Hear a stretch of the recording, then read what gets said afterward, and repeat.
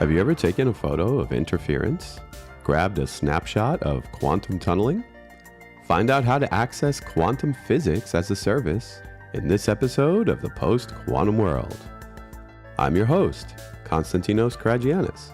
I lead quantum computing services at Protiviti, where we're helping companies prepare for the benefits and threats of this exploding field. I hope you'll join each episode as we explore the technology and business impacts of this post-quantum era. Our guest today is the founder and chief strategy officer of Infleqtion, Dana Anderson. Welcome to the show. It's a pleasure to be here, Konstantinos. I thank you very much for having me. Yeah, thanks for coming. This special episode covers how listeners can get hands-on with the quantum world in a way they're not used to. But before diving into that, just tell us quickly how you found your way to quantum in general. Well, it was hardly an accident. Actually, I have physics in my genes somewhere. My father was a physicist. He worked with Enrico Fermi. So in some sense, I was born into a quantum world. But my personal one really started when I went to graduate school and I got a PhD in quantum optics. And quantum optics has an awful lot of parallels to what we'd be talking about today with atoms instead of photons. So my story starts probably in 1975, but goes all the way up to the present day. Detailed story. You can fill in anything you like, but might be more interested in figure out how we get into cold atoms. Yeah, that's great. And we've had Infleqtion on before, but maybe you can just give listeners an overview of the types of work your company does in case maybe this is the first episode they're hearing. Or Absolutely. So Infleqtion was formerly Cold Quanta. It was founded all the way back in prehistoric times called 2007. It was founded following the first demonstration of truly ultra-cold matter, Bose-Einstein Condensation. And we wanted to get the technology out to the world. So we started making products that enable other people to get this fifth state of matter, as it's often called.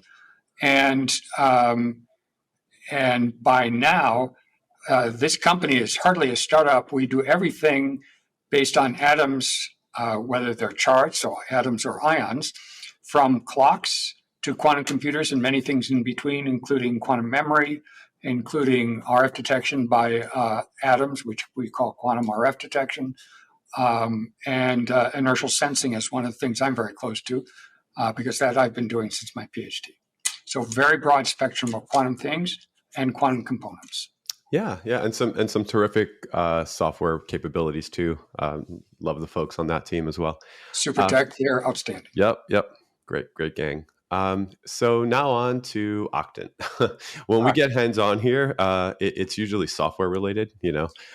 So this is a little different. The closest we've come to something like this, I guess, is that we had one episode where you're building your own sort of quantum device, but it's not a quantum computer. It was more like neutral atom type of space.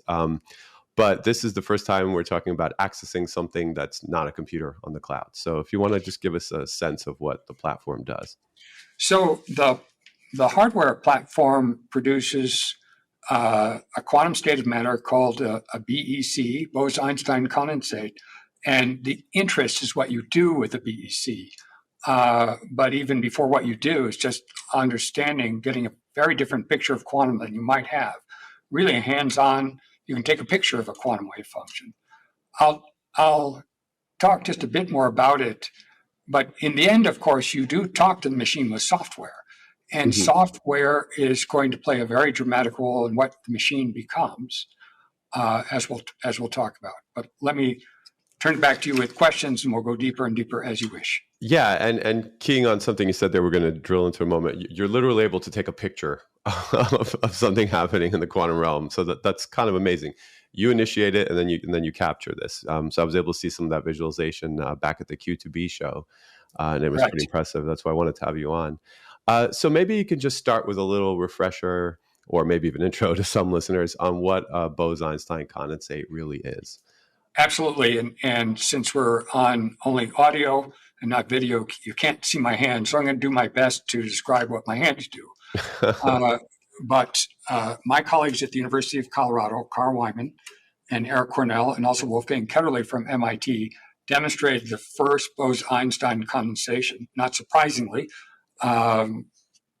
Einstein's name is associated, and an Indian colleague, Nathendra Bose, said that when you get atoms close enough together and cold enough, they will undergo a phase change, much in many respects the same way as ice turns into water or water back into ice as you cool it, a phase change to a different kind of matter, purely quantum, when you get the atoms close enough together and lower the temperature enough, very close to absolute zero, they form a single quantum wave function. Many people know that just an individual atom will have quantum properties, but when you take a whole cloud of them, get them close enough together, they lose their identity and get together to form one quantum wave function. It's called macroscopic because you might have many atoms participating, and they can be the size of almost the width of your hair. So it really is amazing. You can take a picture of them, and that's taking a snapshot of a quantum wave function. Yeah, that's impressive because most people don't think of anything remotely macroscopic as still being quantum. And of course, we've had different things over the years that cross that barrier, like buckyballs, for example. You're able to do sorts of quantum work with that. So in theory, if we separate it from the device for a moment, why should someone care about a BEC? Let's just in theory, like what can they do? So let me move all the way forward and then back up. One would love to take what we do today with electrons, and electrons are at room temperature and don't remember themselves as being quantum for very long. It's just a couple of picoseconds, and do many of those things in the quantum realm instead. So you can think of the circuits that you have in your iPhone, although they're very powerful and very sophisticated. So we'll be a little bit more primitive in going back to the early days of transistor radios, say, and doing everything that we do today with electrons with atoms instead, and atoms that are in the quantum realm. You can make, for example, absolutely incredibly sensitive detectors. One of our interests is replacing positioning systems that usually use GPS with a sensor to tell you where you are and what time it is. And when you do that in the quantum domain, it can be far more accurate than any other way of doing it. And so, in principle, you can make circuitry that are powered by Bose-Einstein condensates, roughly speaking, in much the way that you make electronic circuits these days, powered by batteries. And that's a little far-fetched, but that, in fact, is what our goal is and why we've started to put these machines on the cloud so other people can become innovative along these lines. Now we can back up. I'll pause for you, but we can back up to sort of more immediate things, a little more palatable and tangible. Yeah, so there are some forward-thinking theoretical hopes, right, to come out of this. And in a little while, I want to ask you a little bit about what you might have actually already seen people doing. So what can you do now, let's say, if you were to log in? What would you be able to experience and experiment with today? Well, let's first talk about sort of from an educational perspective, because quantum is hard, right? And wrapping your head around what quantum is quite a challenge for most of us, including me. So first of all those things you've heard about, such as superposition, such as tunneling, you can do all of these experiments by starting with a cloud of atoms that you cool down to about 100 billionths of the degrees of absolute zero. You could never do that before. Reach a machine and say, I want atoms that are 100 billionths of a degree below absolute zero, form a quantum state and watch them tunnel. It's still mind-boggling to me today that you can take a pair of clouds of these atoms, each a BEC, and watch them come towards each other and interfere. And we usually think of atoms like ping pong balls. If you had two clouds run into each other, they just wreak havoc and bounce all over each other. Instead, suddenly when these clouds go, you see regions where there should be balls, should be atoms, and there are not. It's dark, and others where there are far more atoms than you'd think there should be. This is the phenomenon of interference. And the fact that you get ping pong balls, so to speak, I really mean atoms, to interfere is just mind-boggling. The temperatures are mind-boggling. The interference is mind-boggling to watch. And then these strange notions such as tunneling, you can see for the first time. So that's first getting your head around this quantum phenomenon you don't have access to normally. So just to pause for a sec with the cloud idea. Sometimes when people hear cloud, they're thinking of a bunch of places that a particle might be if you make an observation, right? The idea that like instead of there being orbits around an atom, for example, you have more like a smearing. And then somewhere in that cloudy line or ring would be where the actual electron is if you were to make an observation. So Good. yeah.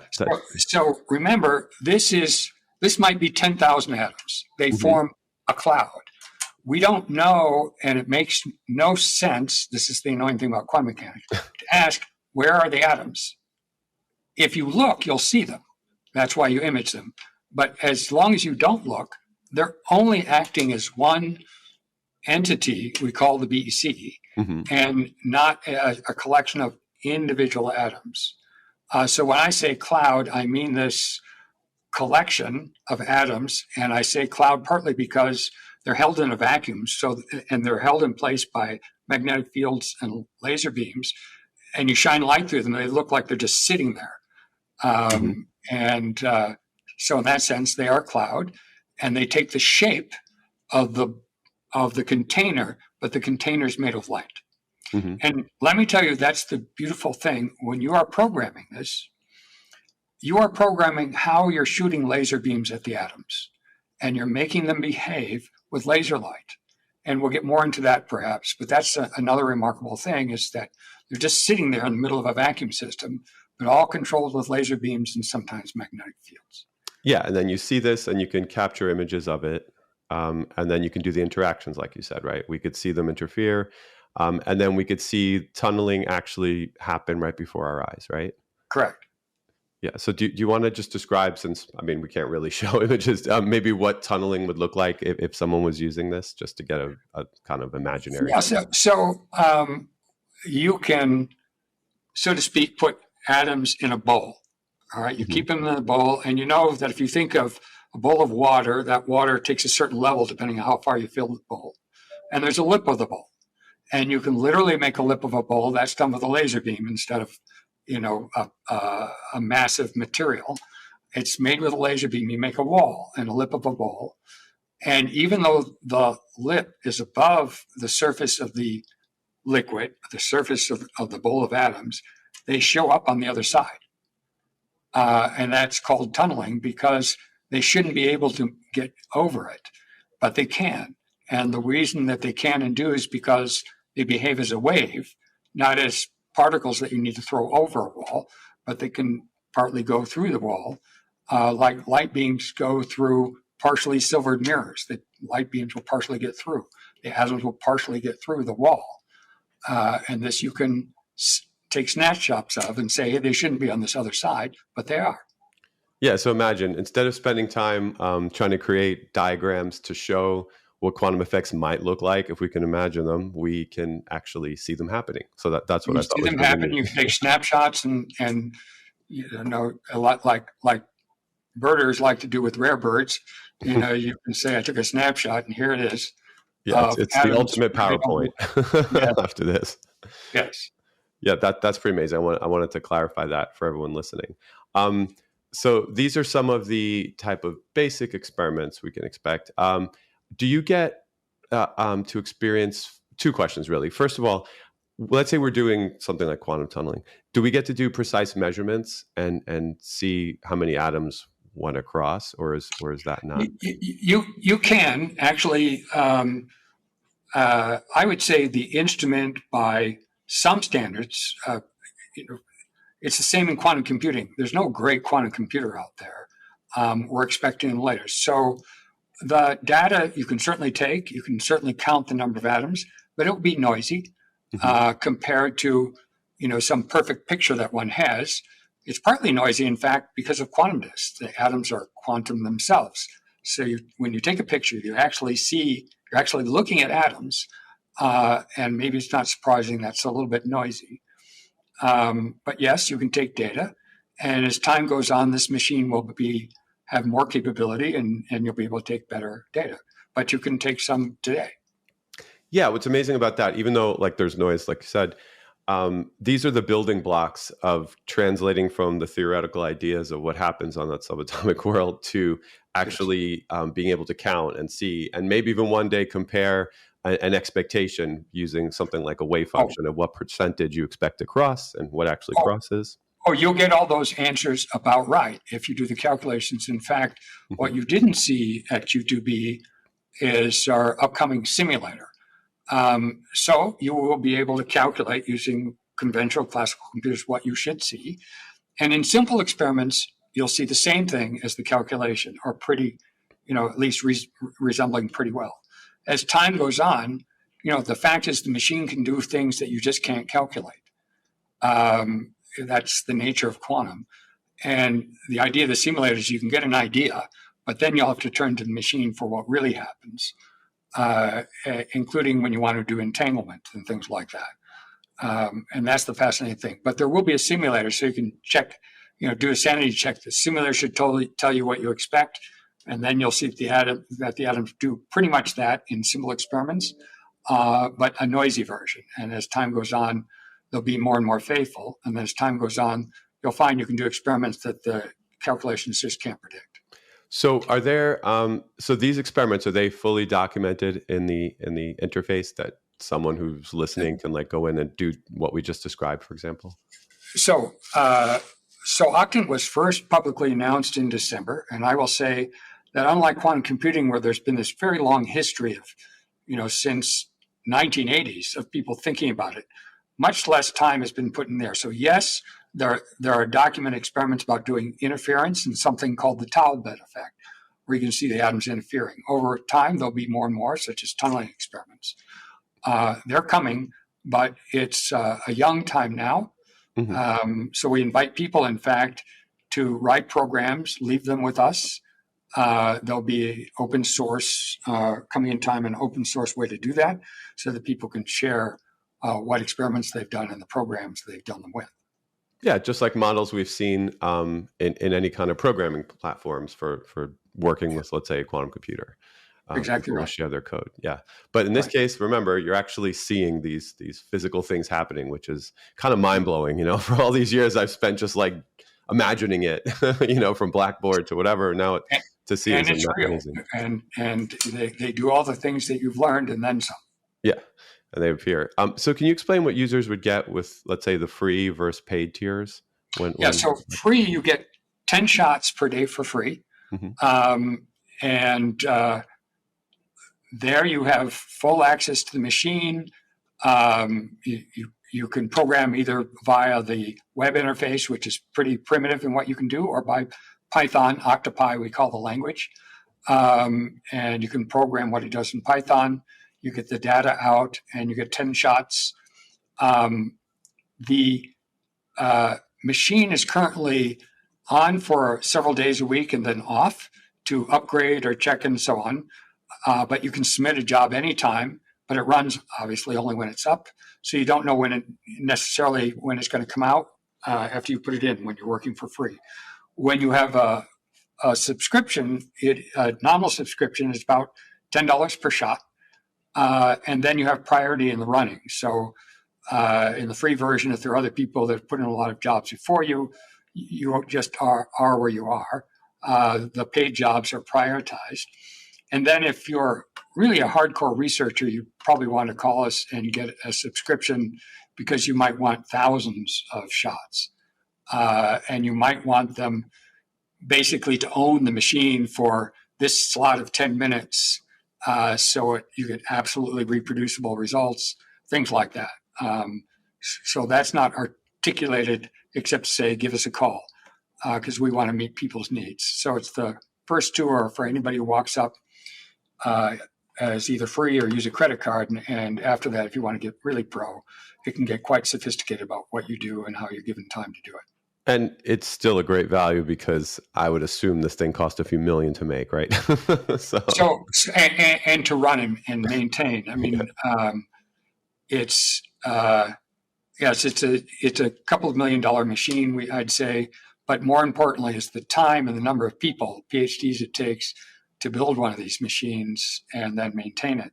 And so that's what you're paying for. And $10 may seem like a lot compared to going on Amazon Web Services, but take my word for it for now, it's quite reasonable. Our hope is that masses will eventually use the machine and the price will come dramatically down.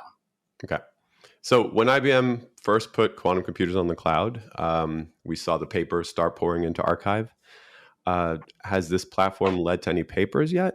It actually has in a private use, but here's what I have to say. So remember that when quantum computing in the cloud, the world had already been invested. IBM, Google had already invested considerable time in developing infrastructure and so on. So first of all, users were primed. And here, our user community, this is brand new. There is a community out there that has used machines like this. So let me say today, operating since 2018, is a predecessor to Octon, been operating on the International Space Station for this many years, since 2018, every day, generating BECs. And papers have come out of that. Mm-hmm. And then other researchers have used Octon-like machines for studying black holes.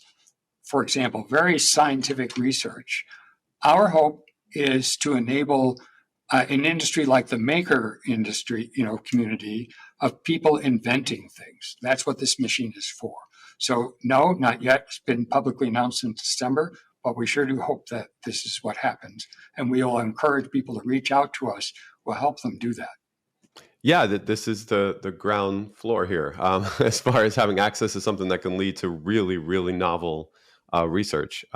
So what would you like to see this platform lead to or evolve into? Well, I will tell you specifically that in my own domain, we use a platform like this, and later I expect this will also be in the cloud, to make sensors for position navigation and navigation. Mm-hmm. Really hardcore, serious GPS replacements. The next thing is heavily intermixed with machine learning. Because quantum system, I don't want to get carried away with all the AI and so on, mm-hmm. but the fact is that quantum is hard to understand and hard to get to behave the way you want. So I'm very much involved with machine learning approaches to controlling quantum systems to do useful things. So sensors are one thing.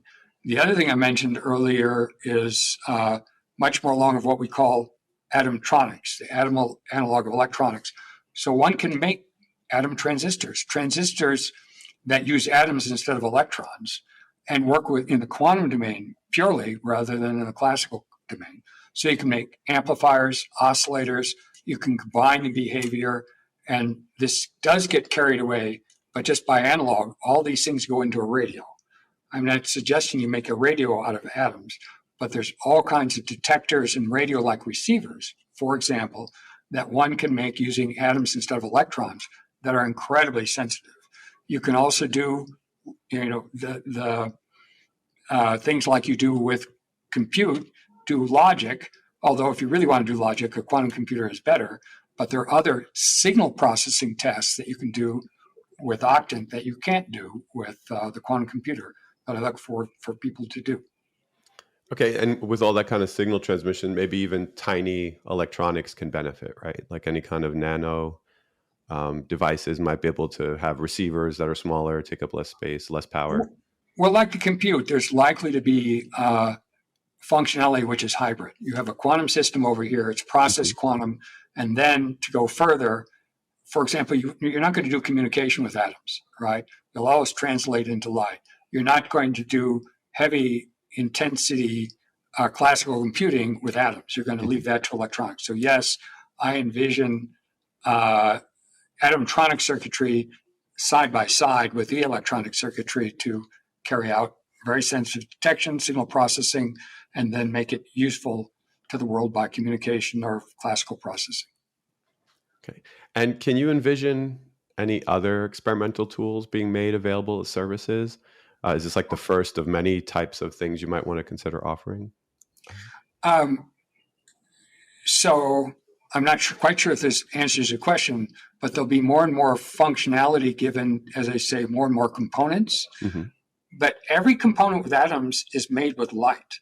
And that's something I want to emphasize here. If you build an atom circuit and you don't like it, you just rearrange the light by your Python programming. So it's really the functionality, and then you'll be able to put more and more devices, more and more complex light patterns to make more and more complicated patterns. Yes. And as the community demands it, more and more functionality. For example, if you want to do RF signal processing, maybe there'll be an RF receiver that feeds into the atoms, added to the machine. Does it answer your question?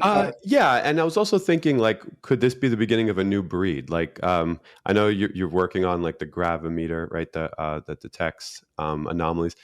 Would there be versions of that might come online just to like so people can experiment?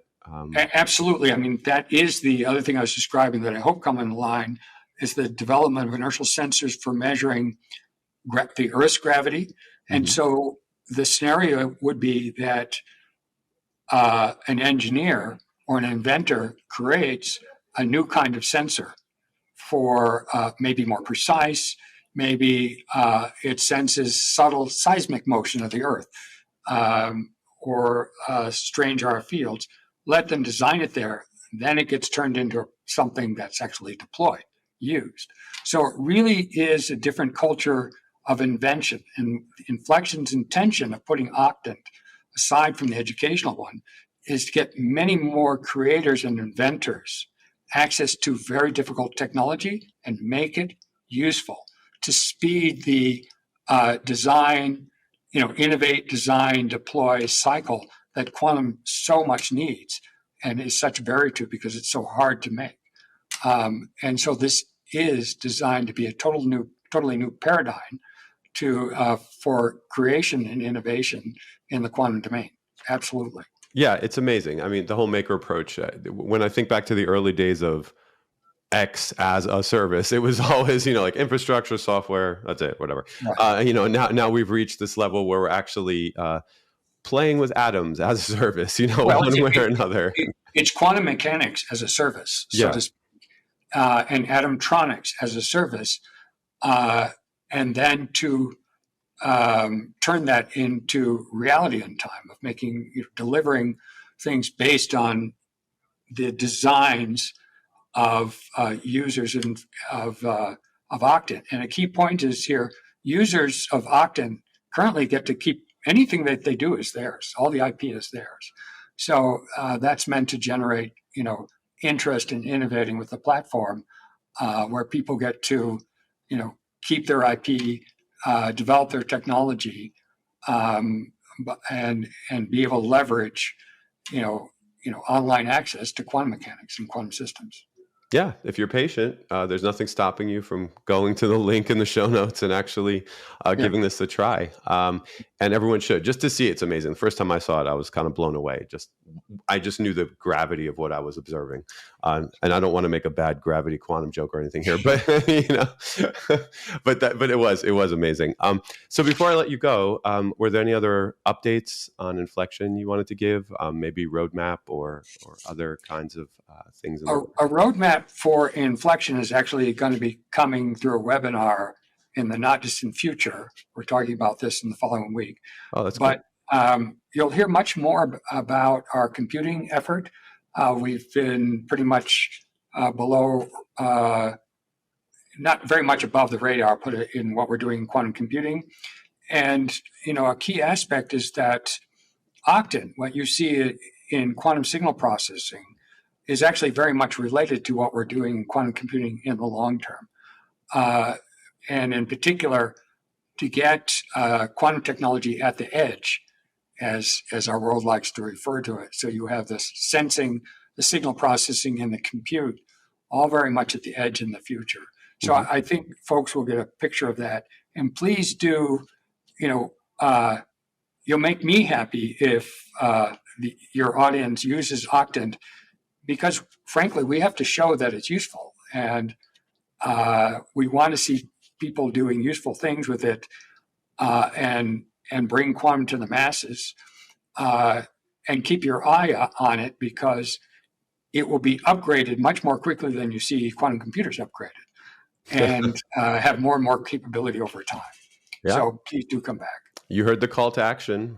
Right now, archive is a plain field waiting for your papers. So, and we will have competitions to make the coldest atoms, the most atoms, and the most interesting circuits with atoms. So watch for those as well. That's great. So Dana, thanks again for coming on. Thank you for having me. All the best to you, and all the best to the community we're talking to. Now it's time for Coherence, the Quantum Executive Summary, where I take a moment to highlight some of the business impacts we discussed today, in case things got too nerdy at times. Let's recap. Infleqtion started 17 years ago following the first demonstration of Bose-Einstein Condensates. What are these BECs? Basically, when particles get cold enough and close enough together, they act as one wave function. BECs can be quite large relatively, almost the width of a human hair. Since 2007, Infleqtion worked on many practical implementations of quantum technologies, including quantum computing and sensing, atomic clocks, and software implementations we've covered on the show before. But now they're making available online a special device, Octon, that lets you interact with BECs and actually see quantum phenomena occurring. As fascinating as this is to look at in the web interface they provide, picture little colored dots swarming and interacting in clouds, you can perform real experiments with predictable outcomes you can verify, everything from interference to quantum tunneling. Infleqtion hopes that Octon will create a new quantum maker industry. Will some of these experiments lead to better sensors? Will we see circuits made of atoms that can help miniaturize other technologies? It's an open field of experimentation, and you can run 10 shots a day on Octon for free. Check out the link in the show notes. That does it for this episode. Thanks to Dana Anderson for joining to discuss Infleqtion. And thank you for listening. If you enjoyed the show, please subscribe to Protiviti's The Post-Quantum World, and maybe leave a review to help others find us. Be sure to follow me on all socials at Constant Hacker. That's Constant with a K, Hacker. You'll find links there to what we're doing in quantum computing services at Protiviti. You can also DM me questions or suggestions for what you'd like to hear on the show. I'll be gathering these for an AMA episode I'd like to do in the future. For more information on our quantum services, check out Protiviti.com or follow Protiviti Tech on Twitter and LinkedIn. Until next time, be kind and stay quantum curious.